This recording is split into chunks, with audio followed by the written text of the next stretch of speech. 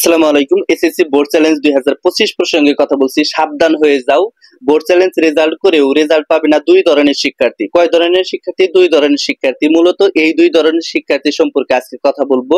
তো অনেকেই কিন্তু জানে না যে কাদের রেজাল্ট পরিবর্তন হবে, কাদের রেজাল্ট পরিবর্তন হবে না। এইটা নিয়ে অনেকেই সন্দিহান, অনেকেই চিন্তিত আছো যে আমার রেজাল্ট পরিবর্তন না হলে হয়তো বা আমার অন্য কোনো পন্থা অবলম্বন করতে হবে বা আমি কি করব। এইটা নিয়ে কিন্তু অনেকেই চিন্তিত আছো। তাদের সবার উদ্দেশ্য আমি কথা বলবো যে দুই ধরনের শিক্ষার্থী তোমরা কখনোই রেজাল্ট পাবে না। এক নম্বরে হচ্ছে যাদের বোর্ড চ্যালেঞ্জ করা সম্পূর্ণই হয় নাই। এখন বোর্ড চ্যালেঞ্জ করা সম্পূর্ণই হয় নাই, এটা কিভাবে বুঝবো আমরা? এসএমএস প্লাস আবেদনে ভুল। অনেক শিক্ষার্থীর এসএমএস আসে নাই। যে তুমি যে বোর্ড চ্যালেঞ্জ করেছো তোমার ফোনে বা তোমার সিমে একটা এসএমএস আসবে, সেই এসএমএসটা আসে নাই। যে বোর্ড চ্যালেঞ্জ সম্পূর্ণ হয়েছে কিনা, তোমার ফোন থেকে টাকা কেটে নিয়েছে কিনা, অর্থাৎ 150 টাকা দিয়ে আবেদন যে করলা এটা কেটে নিছে কিনা, এটা অনেকে চেক করো না। যার কারণে পরবর্তীতে বোর্ড চ্যালেঞ্জের দিন তোমরা অনেকটাই ঘাবড়িয়ে যাও, অনেকটাই চিন্তিত থাকো যে আমার রেজাল্টটা পরিবর্তন হইলো না। দেখো, অথচ তোমার কিন্তু বোর্ড চ্যালেঞ্জ করাটাই হয় নাই। এটা কিন্তু অনেকেই জানো না। দেখো, আবেদনে ভুল। আবেদনের ক্ষেত্রে কিন্তু অনেক শিক্ষার্থী ভুল করে, যার কারণে তাদের রেজাল্টটা, কাঙ্ক্ষিত রেজাল্টটা সে খুঁজে পায় না। এই যে আবেদনে যে ভুল হয়, এই আবেদন প্রসেসটা এ টু জেড তোমাকে আগে জেনে নিতে হয়। অনেকেই বোর্ড চ্যালেঞ্জ করেছে, হাজারো শিক্ষার্থী, লাখো শিক্ষার্থী, 6 লাখ প্লাস শিক্ষার্থী তারা কিন্তু বোর্ড চ্যালেঞ্জ করেছে। সবারই রেজাল্ট পরিবর্তন হবে এমনটা নয়, আবার অনেকেরই রেজাল্ট পরিবর্তন হবে। রেজাল্ট পরিবর্তন হবে না এমনটাও বলা যায় না। তাই অবশ্যই যাদের রেজাল্ট পরিবর্তন হবে তারা কিন্তু কাঙ্ক্ষিত রেজাল্টটা দেখতে পারবা। আর যাদের বোর্ড চ্যালেঞ্জ করা ভুল হয়েছে তাদের রেজাল্ট কখনোই আসবে না, তারা কিন্তু রেজাল্ট কিছুতেই পাবে না।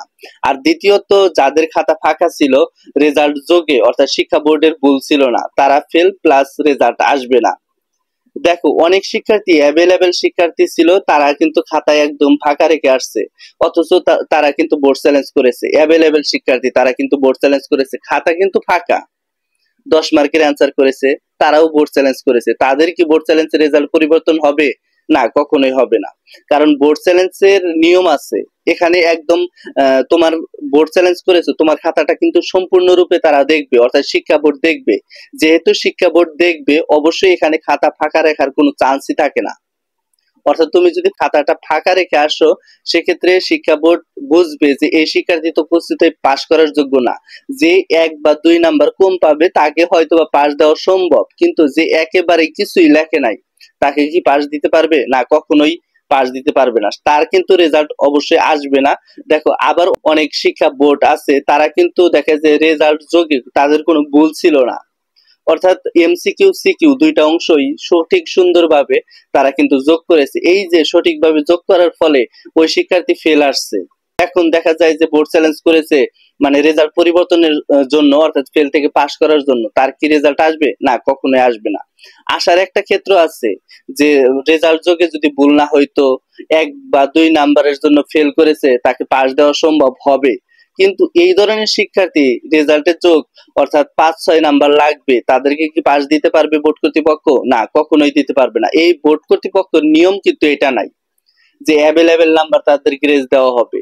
এখন 2025-এর ক্ষেত্রে কিন্তু গ্রেস মার্ক 1ও দেওয়া হয় নাই। আমরা লক্ষ্য করেছি 2024 সালের ক্ষেত্রে গ্রেস মার্ক 1, 2, 3 তারা দিয়েছে, শিক্ষা বোর্ড দিয়েছে, এবং অ্যাভেলেবেল শিক্ষার্থী তারা কিন্তু পাস করেছে। অর্থাৎ তখন এক সরকার ছিল, এখন অন্য উপদেষ্টা এসেছে।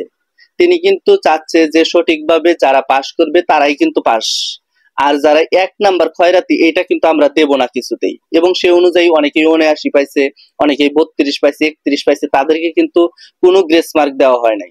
100% শিওর থাকো তোমাদের বোর্ড চ্যালেঞ্জে গ্রেস মার্ক দেওয়ার সম্ভাবনা রয়েছে, এবং এই দুই ধরনের শিক্ষার্থীর কখনোই রেজাল্ট পাবে না, এবং তারা 2026 সালের জন্য অপেক্ষা করতে হবে। তো ধন্যবাদ সবাইকে। আসসালামু আলাইকুম।